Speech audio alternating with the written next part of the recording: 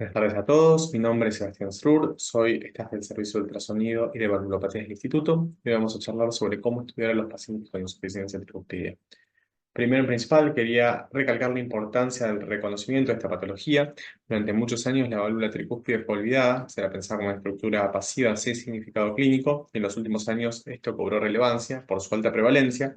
Vemos que en la población general los pacientes con insuficiencia tricuspidia al menos moderada alcanzan el 4% en pacientes de más de 75 años, similar a la prevalencia de la estenosis aórtica. Su asociación con el aumento de la mortalidad. Los pacientes que tienen insuficiencia tricuspidia presentan peor pronóstico y cuanto mayor es la insuficiencia tricuspidia, peor es el pronóstico. Es por eso que es de vital importancia conocer la clasificación, porque es pronóstica y tiene implicancias en el tratamiento. La podemos clasificar en primaria, secundaria y asociada a dispositivo. La secundaria, por lejos, es la más frecuente, englobando el 85% de los casos. Puede ser tener dos fenotipos, el atrial y el ventricular. El atrial se da principalmente por dilatación anular y dilatación de la aurícula derecha. Estas como principales causas, la fibrilación auricular crónica y la insuficiencia cardíaca con fracción de eyección preservada. Y la ventricular lo que presenta es dilatación del ventrículo derecho con disfunción del mismo y tethering de sus valvas. El pronóstico de esta última es peor que el atrial. Las causas son la hipertensión pulmonar, tanto precapilar como postcapilar, y la disfunción primaria del ventrículo derecho. En cuanto a la evolución, a lo largo de los años la valvulopatía tricuspidia es progresiva. Se genera un círculo vicioso en donde la insuficiencia tricuspidia genera mayor dilatación del BD y del anillo tricuspidio, que termina generando más insuficiencia tricuspidia y así sucesivamente. El grado de insuficiencia tricuspidia está directamente relacionado con la severidad de los síntomas, entonces es probable que en el seguimiento de estos pacientes uno vea cómo progresa la severidad de la válvula y pueda empezar el paciente a manifestar síntomas o incluso a empeorarlos. Son síntomas de insuficiencia cardíaca derecha, principalmente retención hidrosalina, como edema periférico, ascitis, edema visceral, ya sea intestinal, renal, hepático, disminución del gasto cardíaco, manifestado principalmente como sensación de, cansancio y arritmias, sobre todo supraventriculares. En cuanto al tratamiento médico, no existe un tratamiento específico para la insuficiencia tricuspidia, es más bien sintomático y es con diuréticos, principalmente los diuréticos de asa como la furosemida.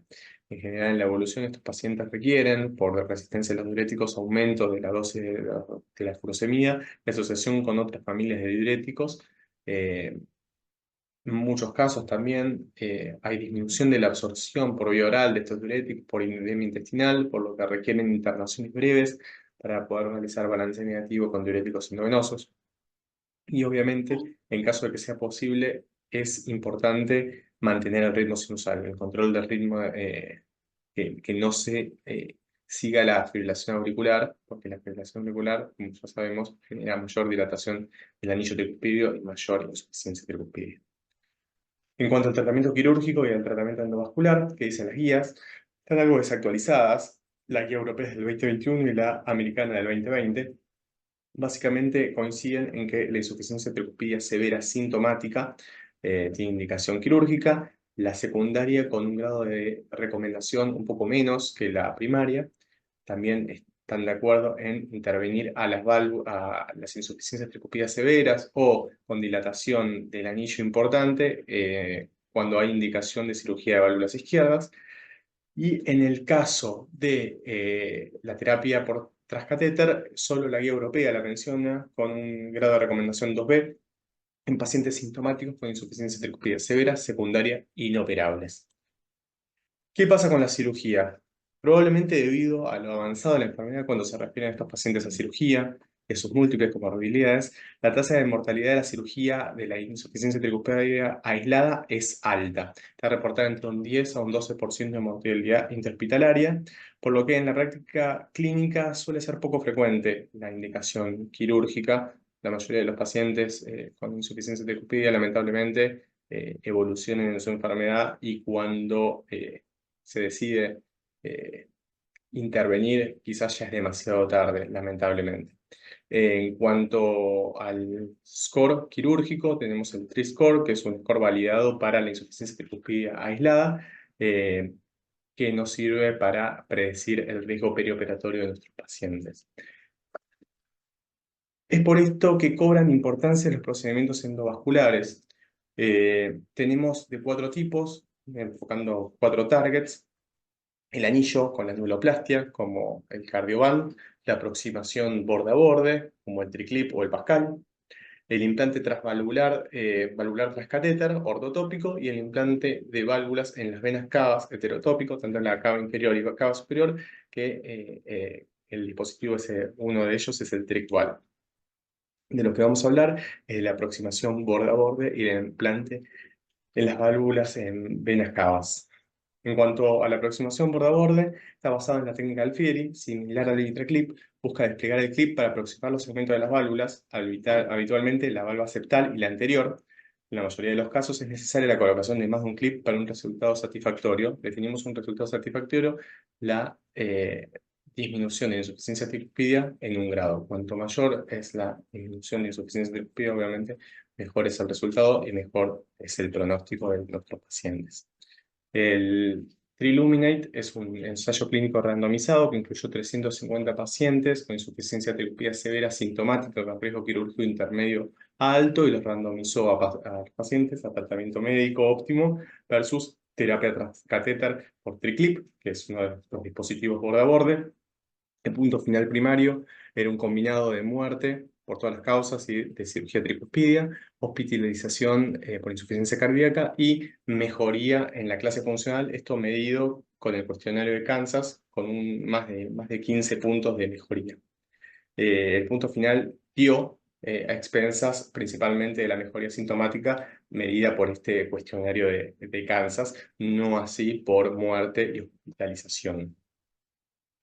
Lo que vemos es que los pacientes sometidos al TriClip, la gran mayoría, el 87% de los pacientes, lograron tener una insuficiencia tricuspidia de grado moderado o menos. Y esto claramente es lo que mejora la clínica de los pacientes. Se vio que los pacientes que tenían una disminución de al menos 2 grados de la insuficiencia tricuspidia, teniendo en cuenta los 5 grados que habíamos mencionado previamente, son los que mejor pronóstico tienen y los que mejor responden al tratamiento. ¿Qué anatomía es la favorable para el clip? Bueno, primero, lo ideal es que tengan 3 valvas. Recordemos que la anatomía de la válvula tricúspide es muy variable, puede tener incluso 5 valvas o incluso 2 valvas. La morfología con 3 valvas es la ideal. Lo ideal es que no haya demasiado tethering, puede haber prolapso, pero el tethering muy marcado no es ideal. La localización entre la valva anterior y la septal es la mejor, y que el gap sea menor a 7 milímetros es lo ideal. Hasta 8.5 todavía se puede, más de 8.5 ya es una anatomía desfavorable. El implante de las válvulas en las venas cavas, como el TriCval, puede mejorar los síntomas de la congestión.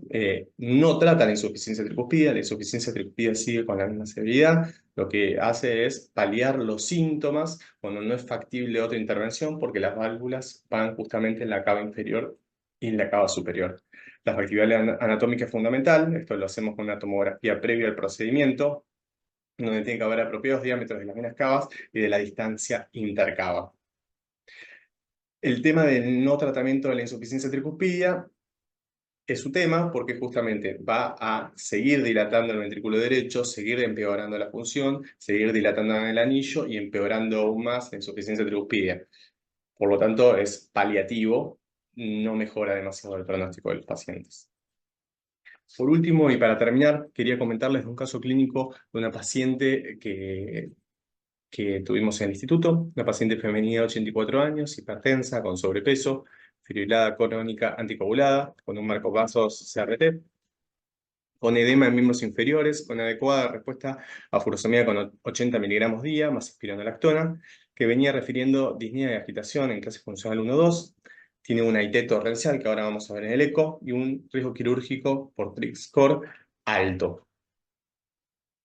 Lo que vemos en el eco transtorácico es una importante dilatación anular, con importante dilatación de la aurícula derecha. y un déficit de coaptación central entre las valvas, que genera un gap de menos de 7 milímetros. Vemos con el color que la severidad de la insuficiencia tricuspidea es importante. Fue catalogada en el estudio como torrencial, que recordemos de los 5 grados es el grado máximo. Lo que vemos acá, se le hizo posteriormente un ecocardiograma transesofágico para evaluar la factibilidad del procedimiento. Fue factible, así que se le pusieron 2 clips, los dos entre la valva septal y la anterior, uno más medial y otro más lateral.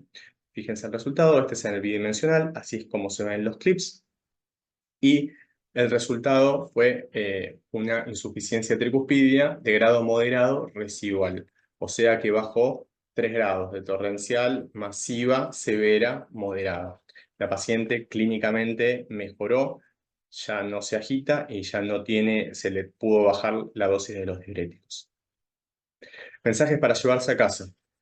Es fundamental identificar a estos pacientes, intentar en estos pacientes mantener el ritmo sinusal a toda costa. Recordemos que la fibrilación auricular genera dilatación del anillo y esta genera insuficiencia tricuspidia. Instaurar tratamiento médico precoz, pero no dilatar el tratamiento intervencionista, ya que el tratamiento médico trata los síntomas, pero no la valvulopatía. La valvulopatía progresa y dificulta luego el tratamiento. Mayor dilatación y empeoramiento de la función del BD, disfunción renal y hepática asociada, y eso ya aumenta el riesgo de nuestros pacientes quirúrgico y también el riesgo de que la cirugía salga bien. Las terapéuticas endovasculares son excelentes alternativas en pacientes de alto riesgo quirúrgico y la discusión multidisciplinaria es fundamental para brindarle a nuestros pacientes el mejor tratamiento. Muchísimas gracias.